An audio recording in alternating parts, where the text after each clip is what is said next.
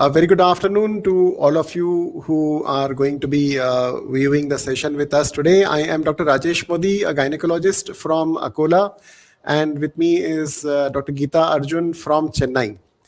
So we are just going to be having a discussion about our experiences and about our own thought processes regarding how does one build up a practice. Because anybody who has either entered into practice or has been into practice for maybe 5 or 10 years always has this urge that you need to become better, you need to do better, and you need to become more popular. So we are going to be discussing with you about our thought processes and about how we have changed our own way of doing things, with the hope that perhaps some of these points might give you some benefit of making some changes. Dr. Gita, madam, welcome to the program with us.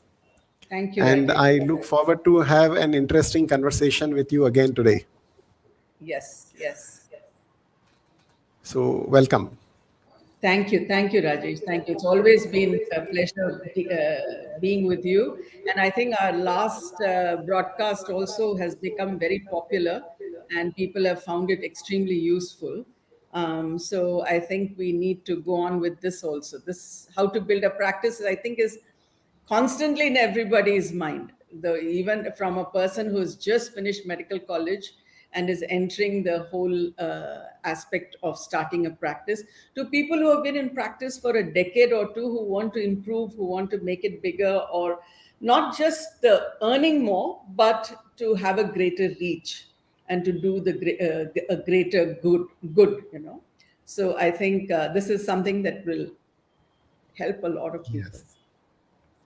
From my own personal perspective, there has always been a lot of queries which I've come across because I do conduct training courses, and everybody who comes for training comes not only to learn laparoscopy, not only to learn about hysterectomy and myomectomy, but everybody has that same urge that how does one become successful and popular in the field of work.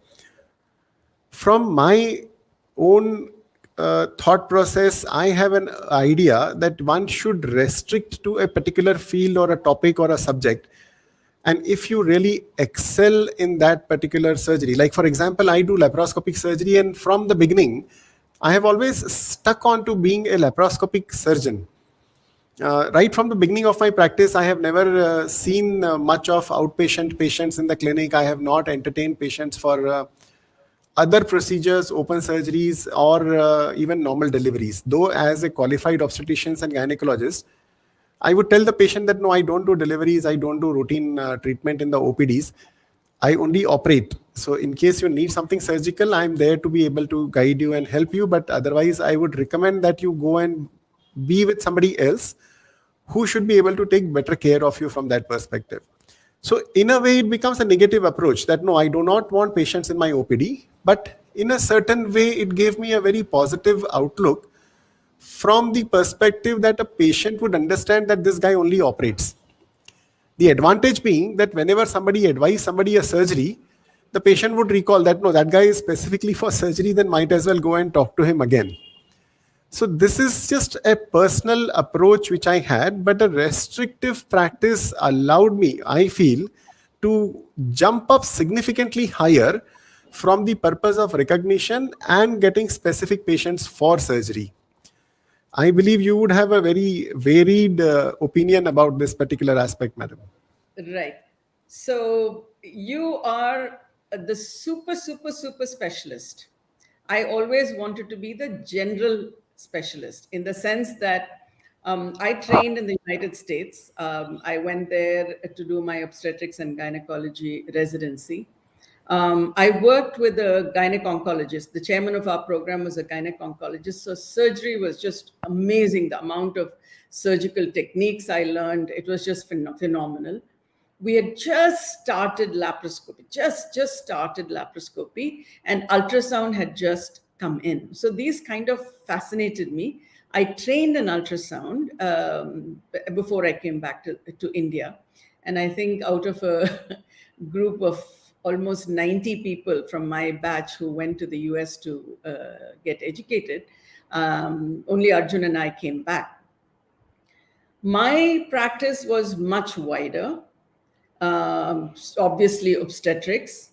And then, but the thing is, I slowly realized that I wanted to add more and more and more. From general obstetrics, very quickly I went into high risk obstetrics because I had already trained in high risk obstetrics.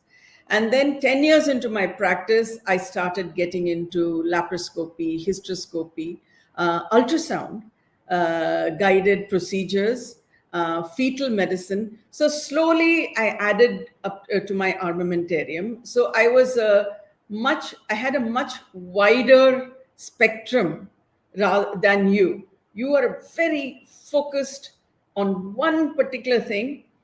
Some people might say that it's a great advantage because you don't have to deal with too much with patients. For me, the greatest joy was talking to patients. To me, till this day, talking to patients, dealing with them, explaining to them, comforting them is very, very, very important. Of course, you do that. You can't do surgery without comforting a patient or making them have faith in what you're going to do.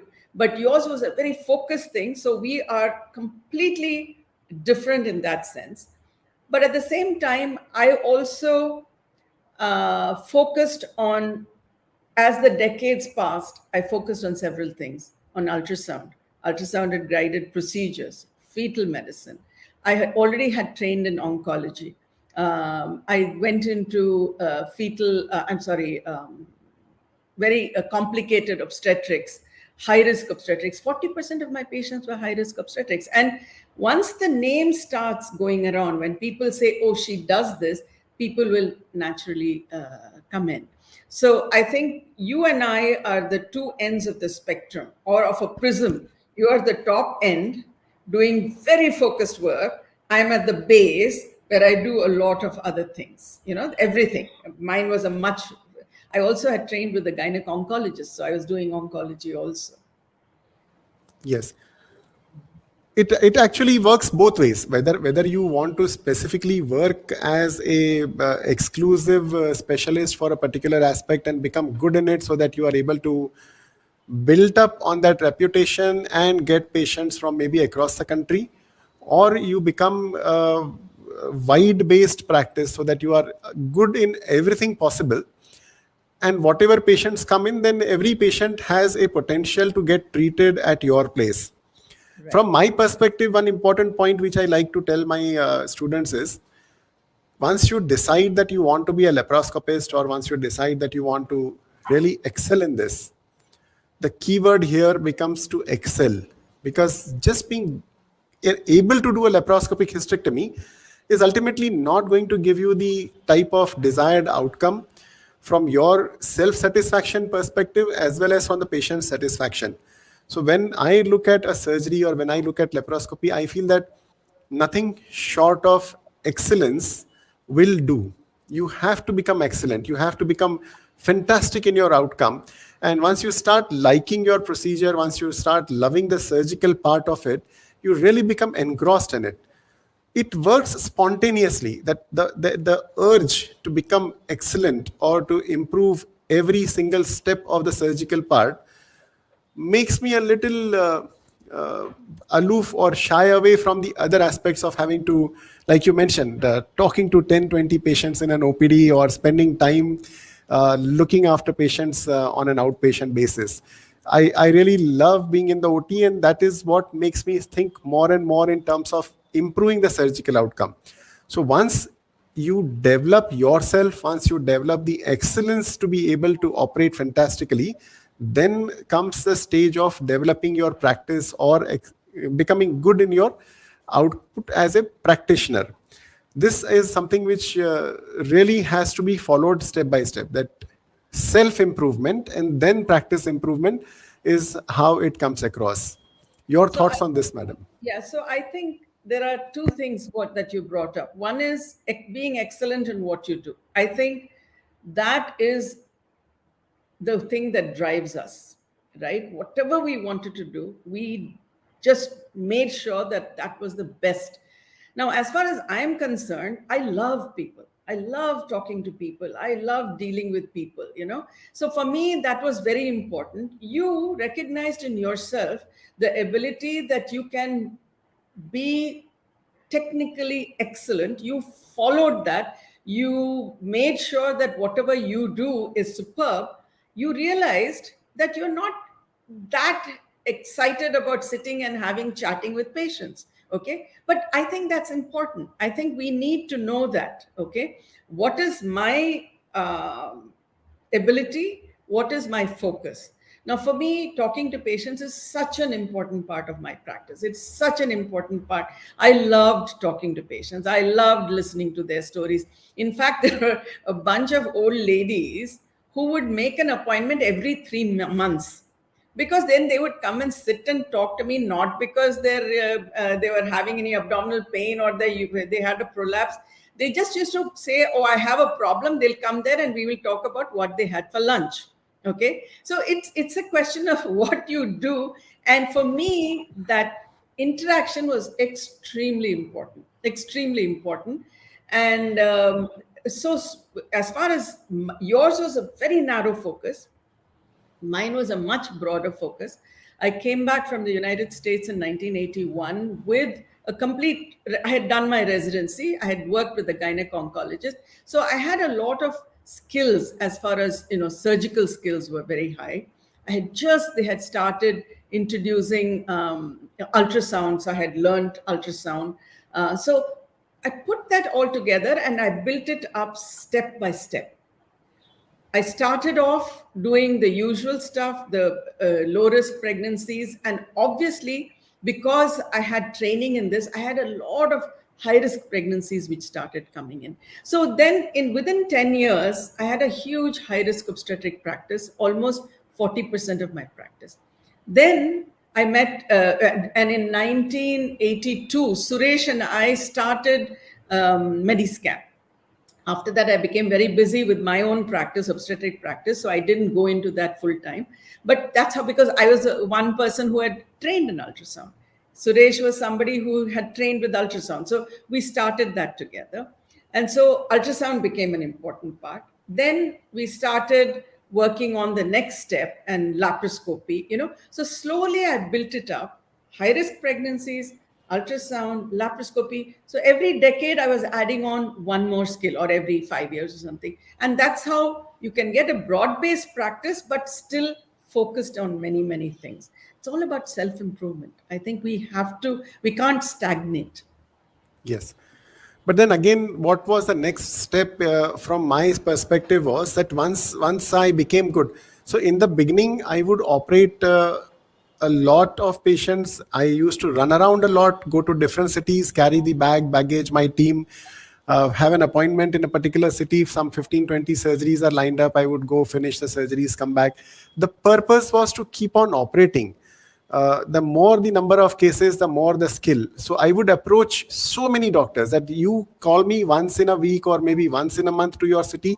I will come for 2 days. You collect 10 cases, 20 cases.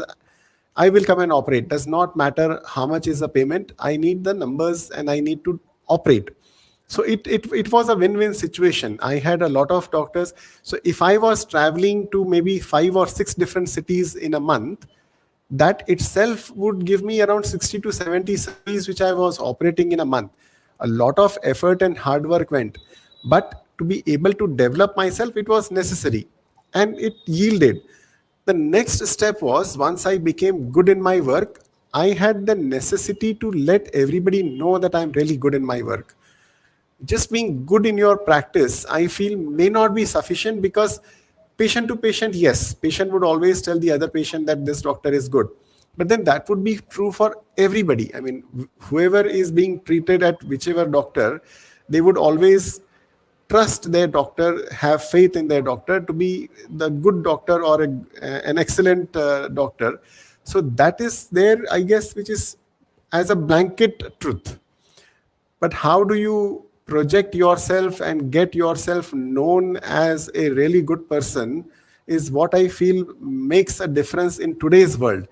Probably for the earlier people, it may not have had that kind of an impact. But today, with so much of competition, with so much of more number of people having joined into practice, it is relevant to be able to showcase that you are worth your metal in your practice.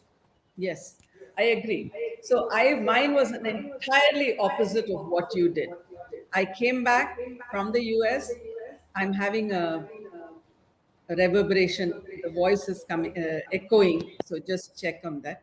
So I came back from the US and I was very determined that I would succeed. Okay. And we joined in the hospital that Arjun's aunt was running. It's a very well known hospital, but by the time I came back, the numbers had dropped drastically. She was already 75 years old, extremely well known. I was born in that hospital. And, but the thing is, we literally had to start building up our practice. The one thing that I decided was that I would not leave that hospital. I would not go anywhere else.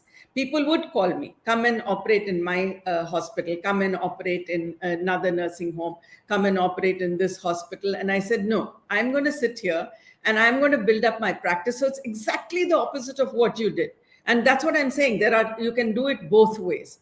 You can sit in one place and get a name and say, I will go only to that hospital. And in the beginning, people were not, I mean, it was a very, though it was an extremely well-known name, it is the earliest private, still continuously running private hospital in Chennai, continuously running for the past 72 years. It's still, the numbers had dropped drastically. The kind of stuff that you were getting there was very low. I decided that I was going to sit there, not go anywhere else, and just by word of mouth build, and have people come in. And I think that's another thing that I strongly believe that youngsters should do. You have to sit in one place. Now what's happening is a lot of people are going 2 hours in one hospital, 2 hours in another hospital, 2 hours in another hospital. You don't build your own the followers. If you stay in one place and they know that anytime they come to that place you are available, it does help. That's my this thing. And I know from a lot of other people who are starting practices that this works very well. Now for you had an entirely different, you had a skill set that you needed to take around because others didn't have that skill set. So your practice is diametrically opposite mine. I sat in one place and built up skill set after skill set after skill set. Okay, I laparoscopic surgery, and I learned laparoscopic hysterectomy from you. But before that, I'd already learned laparoscopy in the US. Ultrasound, Suresh and I literally discovered ultrasound together in this country, and we spread it around. And of course, then Suresh took it to a different level. When it came to oncology surgery, oncological surgery, I had trained, my chairman was an oncological surgeon. So I had a lot of skill sets and I made sure that I applied them, And I think the other thing is nothing beats hard work. Nobody can take that away from you. Nobody can take that away from me. It's sitting at one place and saying, why don't I get a practice? It's because you just have to be focused and you have to work very hard. I think that's one of the biggest lessons I would say, is that you have to work very, very hard. Nothing else comes in your way. A lot of patience, and a general dictum is it takes 1,000 days to set up practice. 1,000 days would translate into 3 years. So it takes about, that is what I usually say, that it takes 1,000 days to set up practice. It takes about 100 surgeries to become excellent in it. So it works that way. Patience is definitely an important virtue while you get more and more patients into your clinic. Hope and trust is something which has to be built up over years. It cannot be built up by packaging it in a different way or becoming more visible as a entity. But hope and trust, both these factors are what actually carry the practice into probably the next generation also. And that is what will take its own sweet time to establish. Yes. And if one has the patience, then there should not be any problem. Yeah. Uh, I what important point I wanted you to highlight is how did you organize your practice or your work when you started off there in Chennai? Right. So the first thing was that Dr. Evi Kalyani, who started the hospital, who actually delivered me, she's Arjun's aunt. She was 75 when we came back. Very feisty lady. She was like, let's keep practicing. She said, teach me how to do laparoscopy, teach me how to do ultrasound. At 75, she was full of, enthusiasm. But by that time, the number of patients had dropped drastically in the hospital because obviously she was 75. Nothing new had been done in the hospital. And so slowly, Arjun and I started building it up, not just the infrastructure, but changing a lot of way we did things. And one of the things I did was that I would have see patients only on appointment. No question of just dropping in and all that. On appointment, so that when we had only 10 patients, they will all come at the same time, right? So when they see other patients there, they are much more, it builds up a little bit of confidence. And then, of course, we came to a point where I couldn't give appointments for 3 months. That's different. But it was always by appointment. And in the beginning, you put them all together. And I think the most important thing, two important things, is talking to the patient. For me, that was the greatest joy. Greatest joy of practice was talking to the patients and explaining to them. So we were trained in this, subjective, objective assessment and plan. And literally, we always had cards. We wrote it down. Everybody in the hospital was trained by that. They were supposed to write what was the patient complaining about, what is actually the findings, what have we assessed, what investigations, and what is our plan.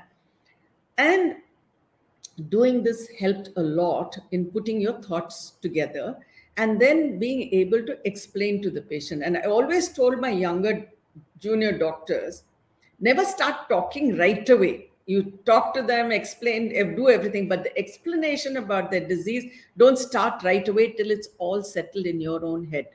It's been, stratified. Now you know, okay, you're going to do this.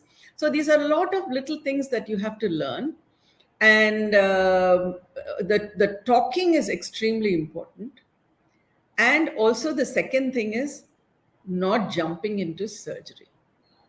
That's one thing I think helped build up my practice. Was 4 people who would have said you have to have a hysterectomy. See, when you're 29, when you're 30, and you put your hand on some lady's abdomen and the uterus is up to the umbilicus, and you're, oh my God, that's a hysterectomy I can do. But she has no symptoms. She's not bleeding heavily. She's not having any pain. You leave that uterus alone and you tell her, you've got a big uterus, in another 2 or 3 years, it's going to shrink down. You'll be fine. She will bring back her sister, her sister-in-law, her next door neighbor. She'll bring everybody because she's built trust. This doctor doesn't jump into doing surgery. So this is, I think, extremely important as far as this is concerned, building trust in the patient, and then they bring more people back. As a continuation of that, the same problem usually is faced by obstetricians when they advise a cesarean section to a patient, because you are observing a patient in labor, and maybe after 4 hours, 6 hours, you feel that it would be better for the mother and the baby that a cesarean has to be done. You advise a cesarean, and the instant thought of the patient is, no, this is being advised unnecessarily. What has been your experience regarding this? Very simple. If you keep your cesarean section rate low, and everybody knows that they come here and their chance of having a normal delivery is 80%, and we have those numbers.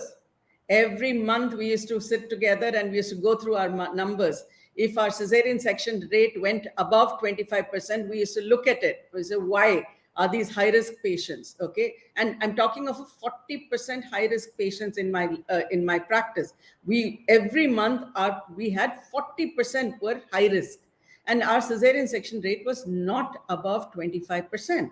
Okay, so primary cesarean section rate. So when a patient comes with that background knowledge that they will do a cesarean only if necessary, nobody questions you. People came to us saying, they will do this hospital, you will have a vaginal delivery. And it's easy to do. Our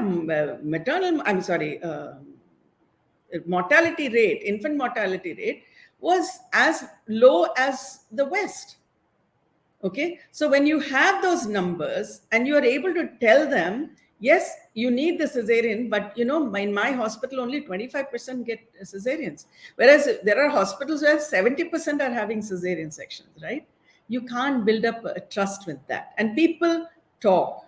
This is one thing that people don't understand, that people talk. And that's why you either get a lot of patients or you lose. Of course, we'll all do something wrong. We do make mistakes. How can we not make mistakes? After all, we are human.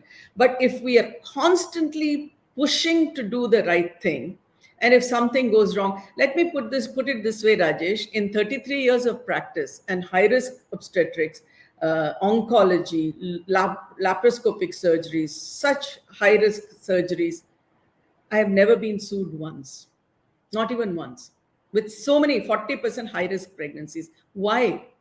Because we talked and talked and talked and explained.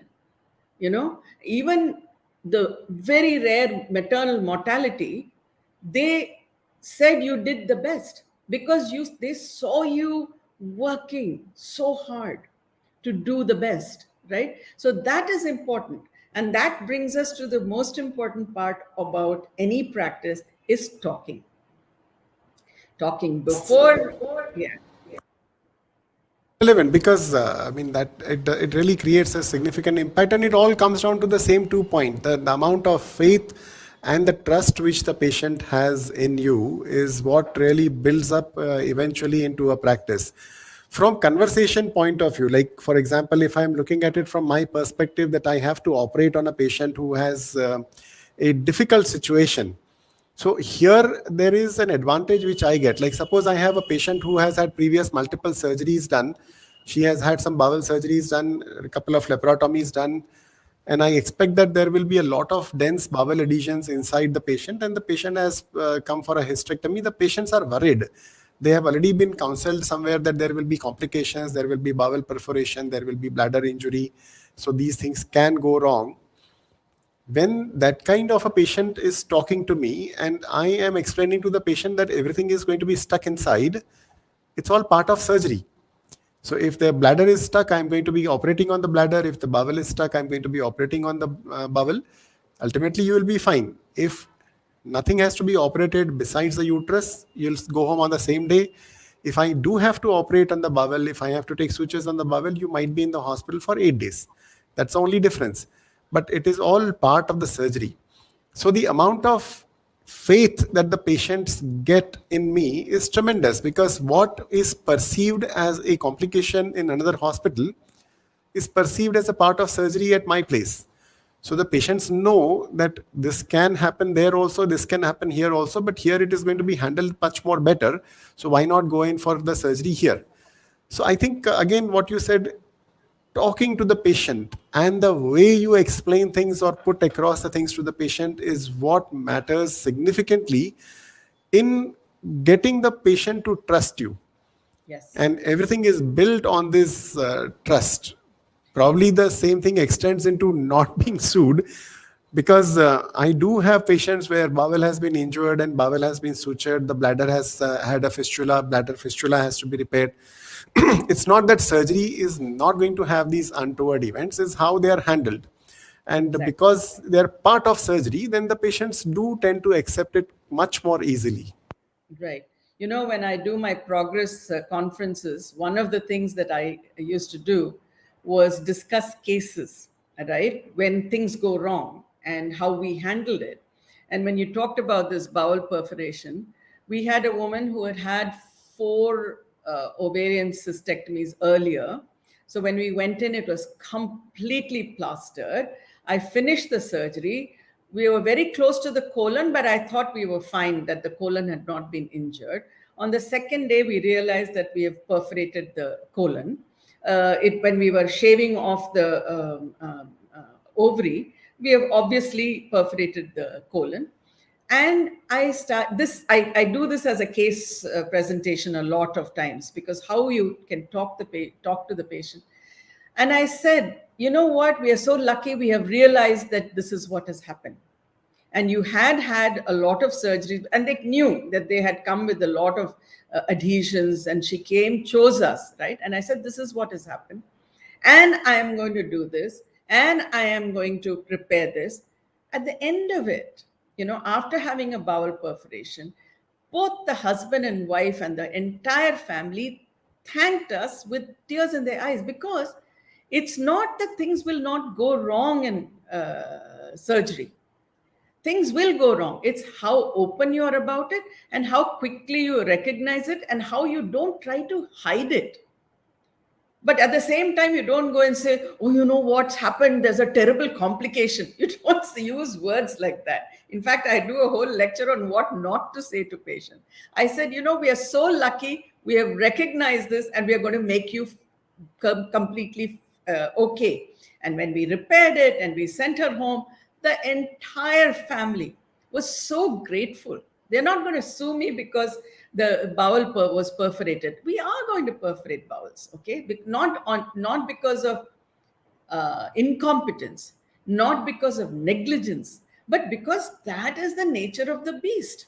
This is, if you're going to do complicated surgery, and as you get better and better known, you're going to see more and more complications. You, Rajesh, are going to do the most complicated laparoscopic surgeries as compared to somebody who is doing, laparoscopic cystectomies or whatever, you're going to do. And people understand that as long as you explain it. The one thing that bothers me is when they tell the patient it is their fault. I don't like doctors doing that. Oh, you did this. You slept on your stomach and that's why it happened. You slept on your side when I told you not to. Or, you drank water 15 minutes before when you should have had water. Don't do that. All of us know things will go wrong. Patients are also aware that things will go wrong. It's how you talk to them and tell them that you are there with them and you're going to get them out of that mess. That's why I have never been sued. I have never gone to court, because it's a question of talking. And it's not, and the other reason that you never go to court is don't do any surgery at all. Okay. It's that can also happen. But mine, I was doing complicated surgeries, very high risk pregnancies, very high risk situations. But if you don't get sued, it's also a lot of talking. And I think that's important. When you have prepared that patient saying that, yes, this is complicated and this can happen, she's going to go home happy, even if there's an issue, isn't it? Another added aspect to this is like if there is something which has to be additionally tackled in comparison to what we have planned, I think it goes a long way if we do not charge the patient for it. So if at my place there is something like that which happens, that I have had a bowel which needs to be sutured, laparoscopic surgeon has to be called in, we take an opinion, or I have opened the bladder and we take a urologist opinion on table, involved with the person in the surgery, the add-on cost factor is never allowed to be transmitted to the patient. It is all in the same package what has been pre-approved by the patient when we have a initial discussion. That I think really goes a long way in further reinforcing their trust in you, that you do not increase the charges at any stage of time. Absolutely. Absolutely. Now, we're talking of charges. The highest I have ever charged, Rajesh, I just want to tell you this, is 10,000 rupees. That was my highest charge for any surgery, whether it was complicated, what do you call it, oncological surgery, or if it was laparoscopic surgery, whatever it was. And it kept going down depending on whether the patient could pay or not, okay? And that never hurt us. It never hurt us, and it didn't, I didn't do badly in life because of that, because there's one saying in Tamil that you can fill your pot with one big chicken or several small birds. Okay, so my practice was like that. We worked very hard. We did a lot of numbers. We filled our pot with a lot of birds, But then we were more accessible to people. Okay, and I'm not saying that's the right way. In my this thing, that was the okay thing for me. All right, and the same people who trained with me, and now I'm for deliveries are charging 25,000 and 30,000, and I'm like, oh my goodness, maybe I should get back into practice now. Yeah. Charges are something which actually get variable to a significant extent, and there is no Yes, cap to it, and then there is also no bottom to it. I mean, you can charge as less as you want, you can charge as much as you want. Important point I always try to highlight is never charge for a surgical technique or equipment. You should charge for your skill. Like if a yes, patient is coming to me for a hysterectomy, it is not about vaginal hysterectomy is a lot less expensive, and 3D laparoscopic surgery is more expensive. I would never want to segregate the charges based on whether it is a vaginal or an open or a laparoscopic or a 3D laparoscopic. I would rather tell them that this is my skill and I would want to charge so much for a surgery because that's my charge for the skill set. I think it goes a long way in allowing the patient to trust you on the charges part. I am absolutely. quite transparent in my charges. We have packages and we give across the package list to every patient, whether they are getting operated at Akola or at Bombay Nanavati Hospital. And the patients are free to decide whether they want to go in for a high-end package or they want to go in for the general class package, because surgery, we always emphasize, remains the same. Exactly. You have to select as per your own consideration what you would want to take up as a package. But Absolutely. transparency, I feel, plays an important role in this. And secondly, again, like I said, it's more about trying to explain to the patient that this is being charged for the skill and not for the surgery. That is what I think has helped me stand apart. I mean, the patient would obviously come and say, there are 100 doctors doing lap hysterectomy in Bombay. Why are your charges so much? I said, there are 100 doctors doing lap hysterectomy in Bombay or maybe in Akola also. I am charging for my skill. Everybody is doing laparoscopic hysterectomy only. You have to Right. decide whether you are comfortable with me or not. So it's Yes. not about the technique. It's Right. like I said this. Fair enough. What We is used to what is have. your opinion regarding the this aspect? So for me, we always had a cap on the charges. We would go down, but we would never go up, because from that was my personal this thing. And we had 4 rooms in the hospital. Ours is a 30-bedded hospital, small hospital. I never practiced in the um, what do you call it? Like Apollo and all that. I've never worked in those kind of institutions. Ours was a small hospital, and it has a name over the country, and people used to come, especially high risk pregnancies. When we started dealing with high risk pregnancies, we had a huge practice for that. But our charges were, there was a top limit, and as I said, 10,000 was the biggest. I think the year before I retired, I think I charged 15,000 or something for one very complicated case. But that's fine. That was my personal choice. And there were 4 rooms where there were shared rooms, where you could say you can choose your charges. You choose your charges. If you can pay only for the medicines 5,000 to 8,000, that's fine. You want to pay another 5,000, that's fine. Otherwise, you go home with that 5,000. You can have the most complicated surgery. It doesn't matter, which I think worked out well for me. For me, it felt good. So it was also, and the numbers. See, it's all the doctors don't ever have to worry about starving. Okay, because that's one thing, you won't find too many poor doctors. So if you're willing to work hard, you will, the money is never an issue. You may not make, it depends on, some people make huge money, some people, it's a question of where your happiness lies. So for me, it was always a question of, we had a top for the charges, but no bottom. There was no bottom. They could pay whatever they wanted. Important again, what I pick up from your point is what you mentioned. What matters is where your happiness lies. It's Yes. not about being having a small practice or a big practice.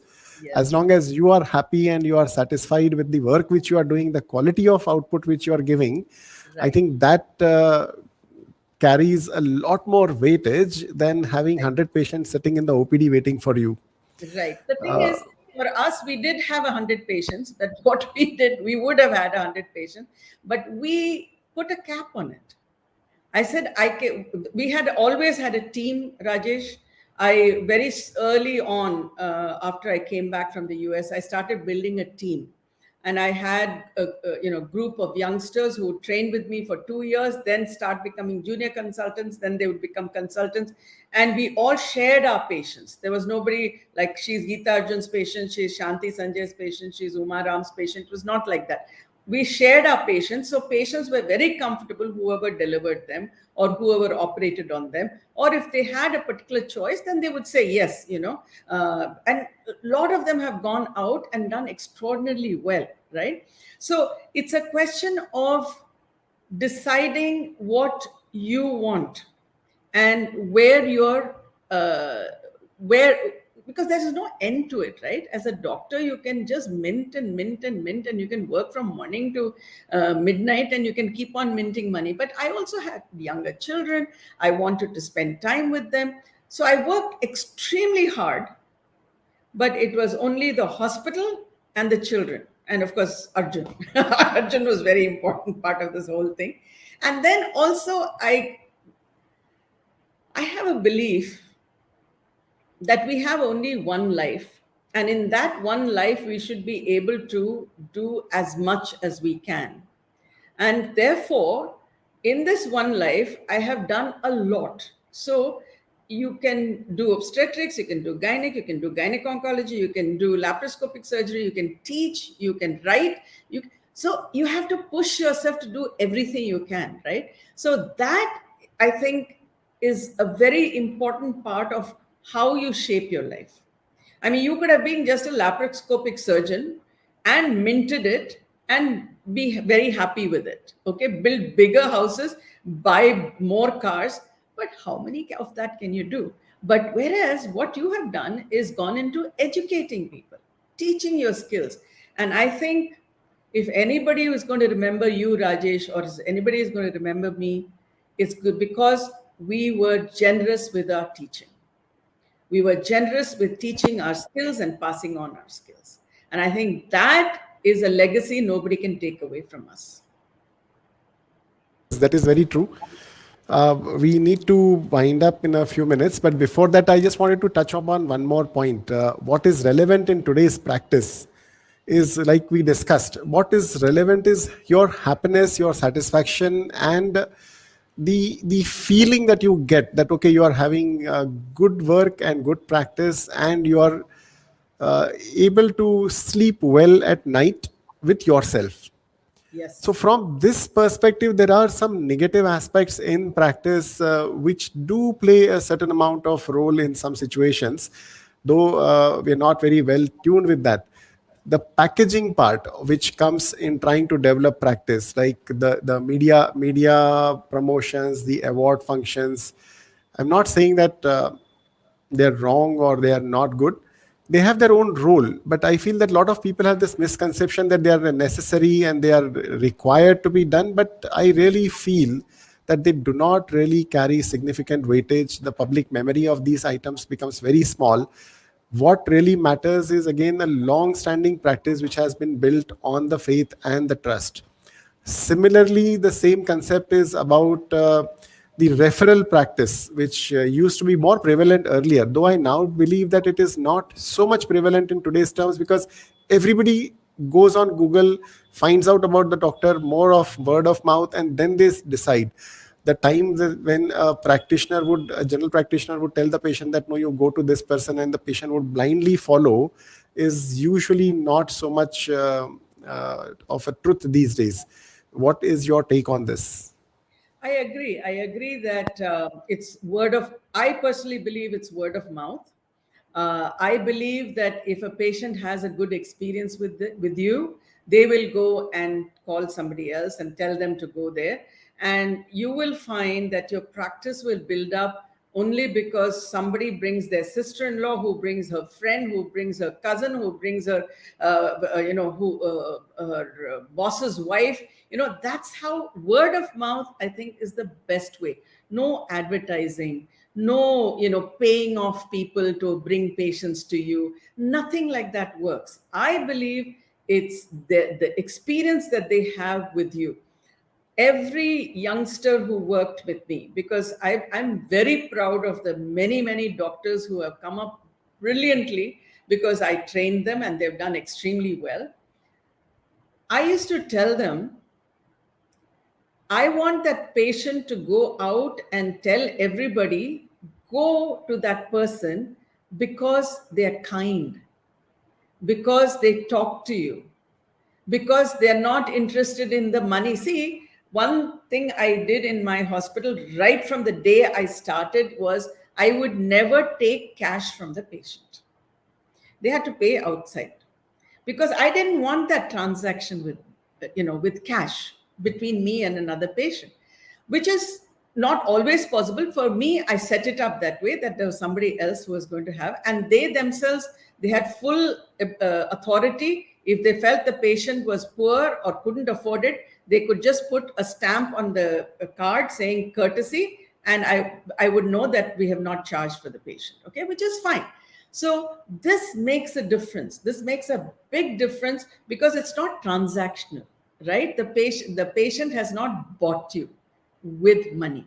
So these are small things, and I think it makes a difference ultimately. I think we should now wind up because this is an endless discussion. There are so many practical things that we can end up talking about. And I would also like to end saying that these are our own experiences that we have tried to share. And we do hope that if something can be picked up from this by the audience or by people who are listening to us, if our experience allows some minor benefit or some change to anybody else, that is what we aim to provide in this. And thank you very much, Dr. Gita Arjun, madam, for being with me today and having this discussion. It's always a And pleasure, Rajesh. yes, Always a pleasure. let us hope to again have a discussion regarding some other aspects soon enough. There Yeah, have been a couple of nice comments coming in from some people on Facebook as well as YouTube also, and we do acknowledge all those who have put in the nice word over here.